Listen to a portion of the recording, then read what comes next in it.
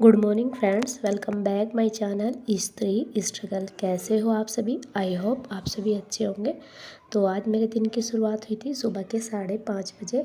और हालांकि मेरे दिन की शुरुआत सुबह के 5:30 बजे ही जो है अभी हो रही है। और मैं आ गई हूँ डेली रूटीन की तरह अपनी किचन में। और यहाँ पर जो है मैं बना रही हूँ लंच और ब्रेकफास्ट। और आज लंच में मैं बनाऊँगी लौकी की सब्ज़ी। और लौकी की सब्ज़ी किस किस को पसंद है बताना, और जिसको ना पसंद है वो भी कमेंट्स बॉक्स में ज़रूर लिखना, क्योंकि मेरे बच्चों को तो बिल्कुल भी पसंद नहीं है। हाँ, हम दोनों हस्बैंड वाइफ जो है खा लेते हैं, लेकिन उतना पसंद नहीं होती, लेकिन फिर भी हम जो है खा लेते हैं। जो मेरे पुराने व्यूवर्स हैं उन सबको तो पता ही है कि मैं एक हाउसवाइफ होने के साथ साथ एक एस्पिरेंट भी हूँ। लेकिन जिन्हें नहीं पता उनको मैं बता देती हूँ कि मैं एक एस्पिरेंट हूँ और मैं यूपी पीसीएस आरओ एस्पिरेंट हूँ। और अभी जो है मैंने 50 डेज चैलेंज लिया है अपना, और उसका जो है आज मेरा 7वां दिन है। तो मुझे जो है अपने चैलेंज को बहुत अच्छे तरीके से जो है कंप्लीट करना है, क्योंकि अभी जो है बच्चे भी स्कूल नहीं जा रहे हैं। तो इस वजह से मुझे थोड़ा सा एक्स्ट्रा टाइम मिल गया है, जो कि मैं बच्चों को स्कूल लेने जाती थी दोपहर में, तो वो मेरा 1 घंटा सेव हो गया है। तो मैं चाहती हूँ कि जितना मेरा टाइम सेव हुआ है उसको मैं अच्छे से अपनी पढ़ाई के लिए यूटिलाइज कर सकूँ।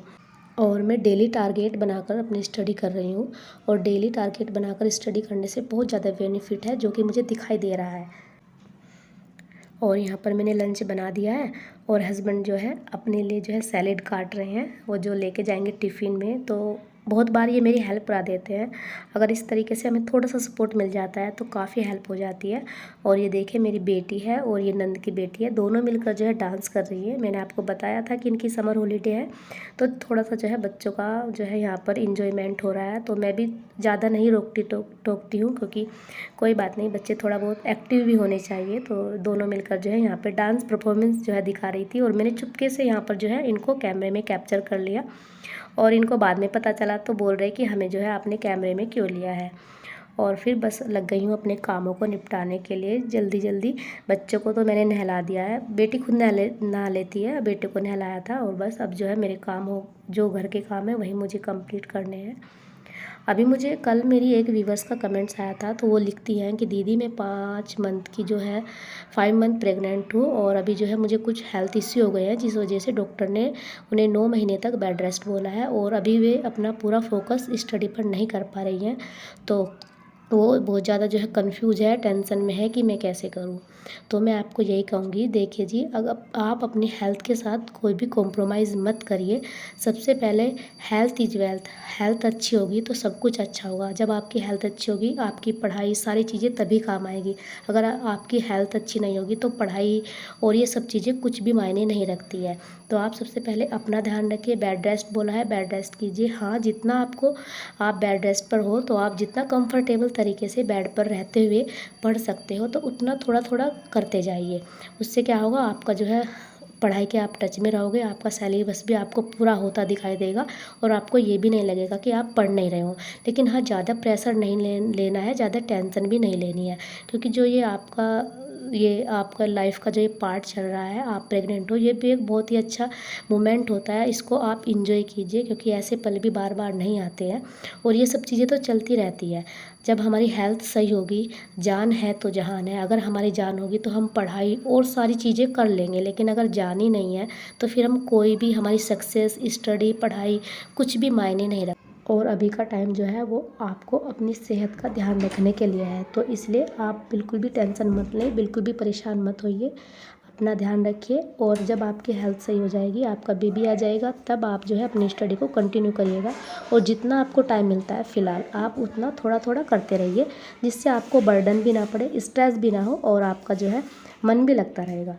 और अभी जो है मैं सारे काम ख़त्म करने के बाद नहा कर आई थी, तो यहाँ पर जो है बच्चों की फरमाइश आ गई कि आज हमें मैगी ही खानी है। तो मैं पहले बोल रही थी कि चलो थोड़ी देर बाद बना दूँगी, लेकिन फिर जो है बच्चे थोड़ा ज़िद करने लगे, और फिर मुझे भी ये लगा कि अभी मैं पढ़ने के लिए बैठ जाऊँगी तो थोड़ी देर बाद बच्चे फिर डिस्टर्ब करेंगे, बोलेंगे कि मैगी खाना है, तो इससे तो अभी बना कर दे देती हूँ। तो यहाँ पर जो है मैंने इनको मैगी बना कर दे दी थी, और बस ये अपना खा लेंगे, थोड़ा सा बैठ जाएंगे और टीवी देखते रहते हैं। अंदर मैं इनको बैठा देती हूँ, तो अंदर गेट बंद कर देती हूँ, तो ये अपना आराम से जो है खेलते रहते हैं। तो थोड़ा सा जो है मैगी मैंने अपने लिए भी ले लिया था, और अभी आ गई हूँ मैं यहाँ पर पढ़ने के लिए। तो आज जो है यहाँ पर मैं सबसे पहले GS 5 और 6 का जो मेंस का UP PCS का सिलेबस है उसको नोट डाउन करूँगी, क्योंकि वैसे तो मेरे पास सिलेबस की मैंने जो है पहले से बुक ले रखी है, लेकिन जब तक जो है ऑप्शनल सब्जेक्ट था तो GS 5 और 6 जो है पेपर नहीं थे। लेकिन जब से ऑप्शनल सब्जेक्ट हट गया है PCS में से, तो तब से जो है 2 पेपर और बढ़ गए हैं, 5 और 6 GS के। तो उसी का सिलेबस मैं पहले तो कई बार फ़ोन में देख चुकी हूँ, लेकिन मैंने नोट डाउन नहीं किया था। और जब तक हम किसी चीज़ को नोट डाउन नहीं करते हैं, हमारी आंखों के सामने नहीं होता है, तो वो हमें याद भी नहीं होता है। तो इसलिए आज मैंने सबसे पहले यही सोचा कि चलो मैं GS 5 और 6 का जो है सिलेबस नोट डाउन कर लेती हूँ। तो फ़ोन में से ही जो है मैं यहाँ पर नोट डाउन कर रही हूँ। और जब मैंने नोट डाउन किया तो जब देखा, मतलब देखा तो मैंने पहले भी था, लेकिन कितना लेंथी सिलेबस है ना, बहुत बड़ा सिलेबस है। सिलेबस तो सारा ही बहुत ज़्यादा वास्ट है और इसके लिए बहुत ज़्यादा मेहनत की ज़रूरत है, बहुत ज़्यादा। और अभी अभी कभी कभी तो मुझे भी लगता है कि मैंने ये कदम तो उठा लिया है, क्या मैं कर पाऊँगी या नहीं कर पाऊँगी। लेकिन अब मैंने आगे कदम बढ़ा दिया है तो पीछे मुड़ने का तो सवाल ही पैदा नहीं होता। ये तो मैंने सोच लिया है, चाहे इसके लिए मुझे कितनी भी जी जान लगानी पड़े मैं लगाऊंगी, कितने भी एफर्ट डालने पड़े तो मैं डालूंगी, लेकिन मैं पीछे मुड़कर बिल्कुल भी नहीं देखूंगी। और आपको तो पता ही है कि ये मेरा लास्ट चांस है।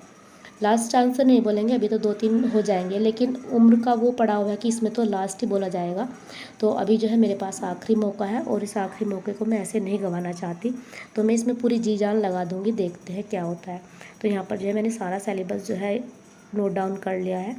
तो ये GS 5 का है और ये इधर जो है GS 6 का जो पेपर है ये वाला है। और GS 6 का जो पेपर है सारा इकोनॉमिक्स से रिलेटेड है और दोनों पेपर जो है यूपी स्पेशली होने वाले हैं, क्योंकि सारी चीज़ें इसमें यूपी से ही रिलेटेड पूछी जाएंगी, चाहे वो करंट की हो, चाहे कुछ भी हो, स्टैटिक पोर्शन हो, कोई भी पोर्शन हो, लेकिन वो सारा जो है यूपी से ही रिलेटेड है। तो इसलिए इस वाले पार्ट पर बहुत ज़्यादा फोकस करना होगा, क्योंकि यूपी का एग्ज़ाम है और यूपी से रिलेटेड जो है क्वेश्चन पूछे जाएंगे।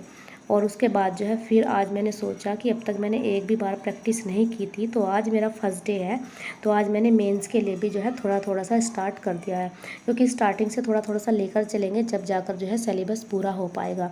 अभी तक मैंने मेंस के लिए कोई भी जो है एक दिन भी पढ़ाई नहीं की थी, लेकिन आज मेरा फर्स्ट डे है, जो कि मैंने निबंध के स्ट्रक्चर को समझा पहले तो यूट्यूब से ही, और फिर जो है मैंने निबंध लिखने की कोशिश की। निबंध यहाँ पर मैं लिख रही हूँ और उसके स्ट्रक्चर को जो है मैंने यहाँ पर उतारा और फिर कोशिश करूँगी धीरे धीरे। ऐसा है ना, जब कभी कभार जैसे दूसरे तीसरे दिन अभी निबंध लिखते रहेंगे, फिर इसी तरीके से GS फर्स्ट सेकंड इस तरीके से एक आध क्वेश्चन जो है उनकी प्रैक्टिस करते रहेंगे, तो थोड़ा सा जो है हमें नॉलेज भी हो जाएगा और हम उसके टच में भी रहेंगे। और एकदम से तो पता ही है कि इतना ज़्यादा बड़ा सिलेबस है तो फिर नहीं हो पाएगा।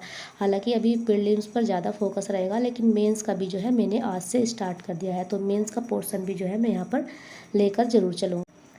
और यहाँ पर जो है फिर मैंने निबंध लिखा था एक आज। और स्टार्टिंग में ना चीज़ें आपको उतना समझ में नहीं आती हैं, लेकिन जैसे जैसे आप लिखते जाते हो तो आपको जो है चीज़ें समझ आने लगती है।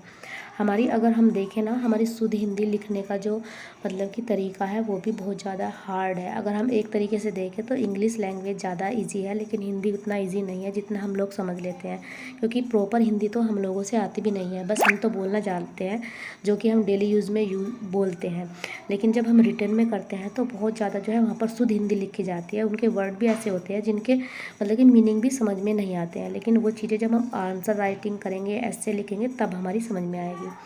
तो अभी जो है लिखते लिखते आज मैंने बहुत सारा लिखा था, तो इस वजह से थोड़ी सी थकावट हो गई थी, तो फिर जो है मैंने बनाई थी चाय। तो अभी चाय पीकर थोड़ा सा रिलैक्स महसूस होगा।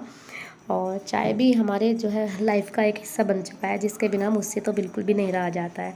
तो ये जो निबंध था इस तरीके से जो है मैंने आज लिखा था। हालांकि मैंने फ़ोन से ही लिखा है, मैं आपसे बोलूँ यूट्यूब से देखकर ही मैंने जो है निबंध लिखने की कोशिश की है, लेकिन जब हम देखकर लिखेंगे और फिर उसके बाद अपने आप लिखेंगे, जब भी हमसे जो है लिखना आएगा। तो अभी मैंने जो है लिख लिया है और इसकी अब मैं दूसरे तीसरे दिन ऐसे ही प्रैक्टिस करती रहूँगी। तो प्रैक्टिस करने से चीज़ें आती हैं, जब तक हम प्रैक्टिस नहीं करते तब तक नहीं हो पाता। तो बस आज के वीडियो को यहीं पर एंड करूँगी, आपसे नेक्स्ट वीडियो में मिलूँगी, तब तक के लिए bye bye and take care.